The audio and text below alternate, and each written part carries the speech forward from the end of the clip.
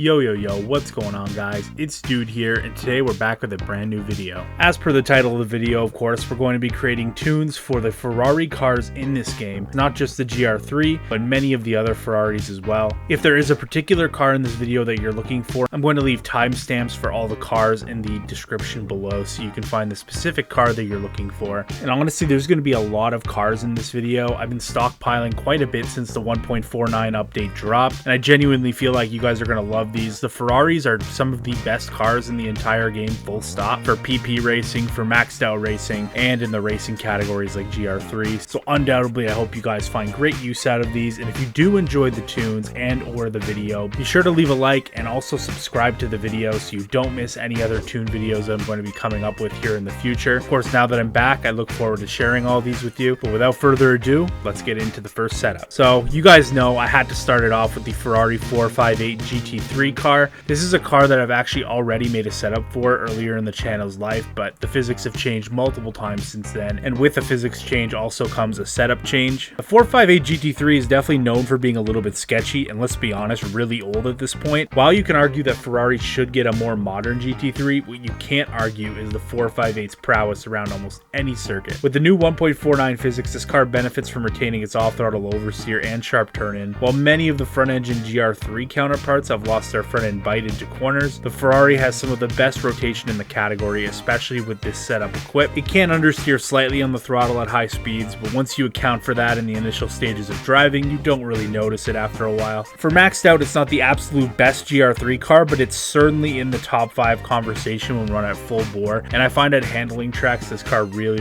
thrives. Also, if you plan on lowering the power or you're using this for PP racing, I think this car definitely bodes well. You could bleed a lot of front downforce to lower the PP without losing a lot of rotation, because the Ferrari does have a really nice mechanical rotation into corners. But yeah, really just a fantastic option in the GR3 category, and really doesn't have a clear weakness besides its rear tire wear on select tracks.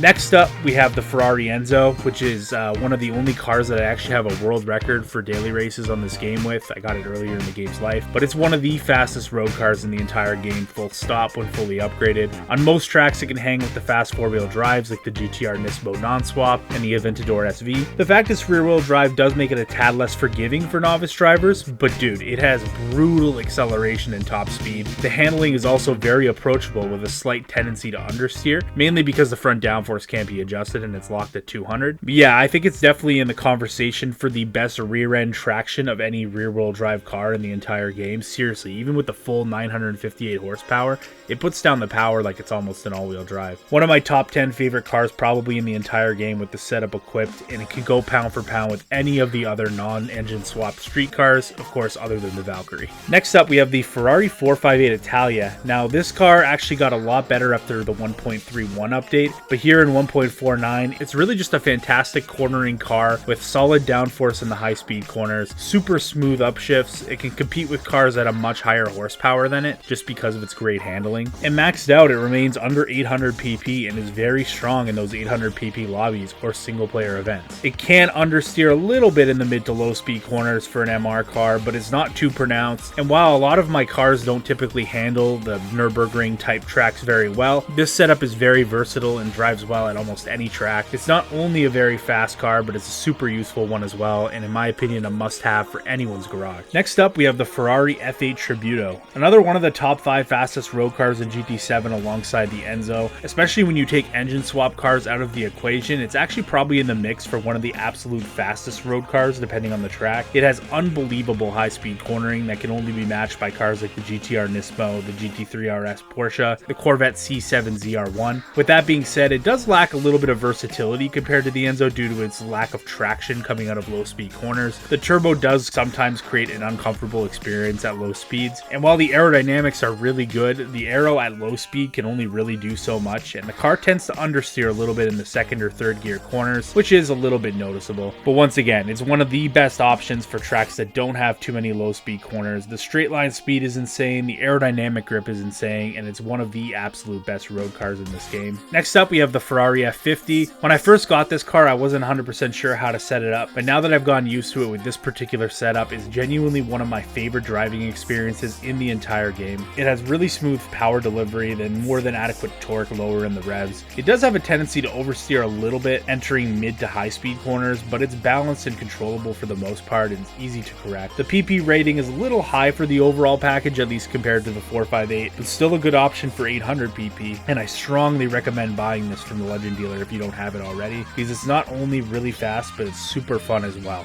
The next car I'm going to be covering is this car's older brother, the Ferrari F40, in particular with the engine swap. Now this setup can work pretty well without the engine swap as well, but today I'm just going to be tuning the one with the engine swaps. At one point this was the fastest engine swap car in the game around a circuit, at least before the Bugatti swaps came in. Of all the top dogs in the maxed out road car space, it is the scariest one to drive. Lots of oversteer entering corners. Delicate and calculated inputs are definitely required to get the most out of this car, which indeed takes practice. The power to weight ratio is great, but the aero balance makes the car sketchy to the point where I think running a little bit less front downforce is optimal rather than running maximum.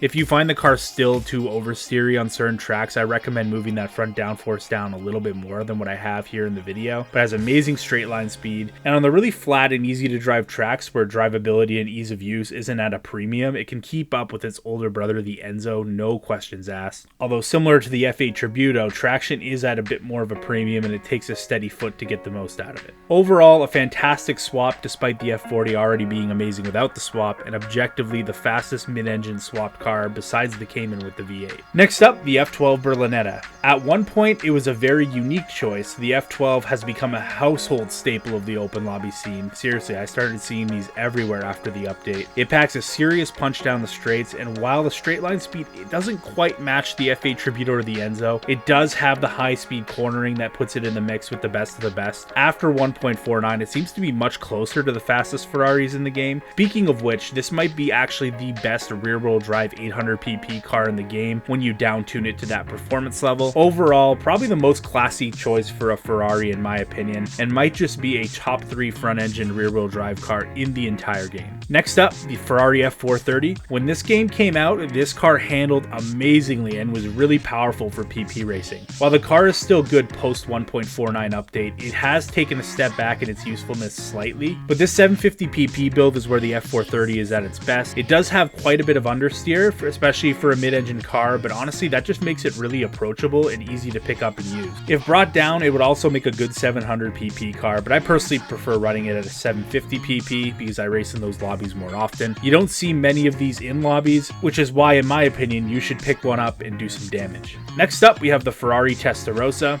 and of course this car is a little bit limited due to its absence of front downforce. This car can't be equipped with a splitter to increase its front downforce or turning capabilities, and it does have a major tendency to understeer at high speeds. However, its relative lightweight and strong power from the flat 12 engine gives it a shot against more modern cars on select track. It can be brought down to 700 pp or even 650 pp and find some good practical effectiveness there. However, this setup maxed out can keep up with the 750 pp cars and keep them honest. Overall, not the most useful car, but can do some damage in and around 700 pp. Next up, we have the Ferrari 458 GR4. Is it a fast maxed out GR4 car? No. This is mostly because it's on the heavier side for the GR4 category. With that being said, the lap time potential is respectable for a sub 700 pp car, and for 650 pp or lower GR4 racing, I can see this car being a very effective option. It has great corner entry, rotation, seemingly unlimited traction even with max power, and a smooth and buttery power delivery thanks to the 458's V8 engine. It's a solid GR4 car, nothing more, nothing less. Next up, we have the LaFerrari, one of the members of the mid-2010s Holy Trinity. The LaFerrari is often forgotten about, but once you hop behind the wheel, you quickly realize why Maranello had the balls to call this thing the Ferrari. It's a little bit scary to drive, but it does boast the highest rear downforce value of any road car I've seen, maybe other than the new GT3 RS, but 600 pounds of rear downforce is kind of crazy, and it helps control the 41-59 weight distribution that this car possesses. Speaking of weight, unfortunately this car doesn't get any weight reduction, which definitely prevents it from taking down the F8 Tributo and the Enzo, although it does have the potential to make those cars nervous on certain tracks. Based on the performance points level, it was never meant to compete with those cars in the first place, and just like the F12, detuning it to 800 pp makes it possibly the best rear-wheel drive road car for 800 pp lobbies. That is until it runs out of hybrid boost, of course, which can happen in longer races, and is something you should watch out for with that battery. Overall, I love this car. It can be tricky to set up and tricky to drive, but once dialed in, the $1.6 million price tag seems like a bargain. And last but not least, we have the Ferrari 430 Scuderia, a brand new addition to GT7 and a welcome one without a doubt. Logically, you would expect this car to be quite similar to the F430. However, I found it's actually the most similar to the 458 Italia. So similar in fact that most of the things I said about that car still apply here. The main difference being the 430 being noticeably less stable in high-speed corners. This does make sense since the maximum allowed rear downforce value on the Scuderia is 50 points lower than that of the 458. And while the setup differences between the two cars are apparent, the end result is largely the same. An amazing driving sub 800 pp V8 Ferrari that can definitely punch above its weight. And that's that, guys. I know I didn't cover every single Ferrari in this video just because I haven't made a tune for all of them yet. At some point in the future, I may revisit some of the older models and possibly some of the VGT cars. But yeah, this is pretty much the ultimate Ferrari tuning guide for this update. Hopefully, knock on wood, they don't make any massive changes to the physics again, so this video's usefulness can extend a little bit further into the future than some of my earlier videos did. But nonetheless, if you do enjoy these setups, be sure to leave a like, comment, and also subscribe. Click the notification bell as well so you don't miss an upload. I know a lot of you guys have been yearning for more setups from me, and I certainly hope after a long video like this, you have some useful builds to try out here on Gran Turismo 7. But of course, I just wanted to thank everybody for, riding with me even after I took my big break. It means a lot. More setup videos are here to come, and I may be working on some more unique videos as well, so stay tuned for that. But that's all for me, guys. I hope you guys have a fantastic night, and I'm out. Peace.